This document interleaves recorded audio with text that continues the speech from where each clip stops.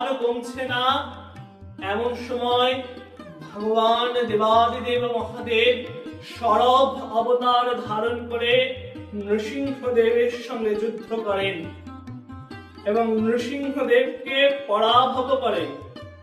নৃসিংহদেবকে তার যে রাগ, সেই রাগ থেকে প্রশমিত করেন এবং ভগবান সরভদেব দেবাদিদেবের অবতার, তিনিও নৃসিংহদেবের সঙ্গে যুদ্ধ করতে করতে অত্যন্ত রেগে যান।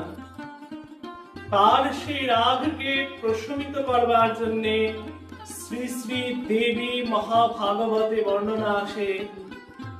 এই সরব ভগবানের রাগকে প্রশমন করবার জন্য মা জগদীশ্বরী, জগদাম্বা, পরাম্বা, জগজ্জননী মা মহামায়া তিনি নারসিংহী রূপ ধারণ করেন।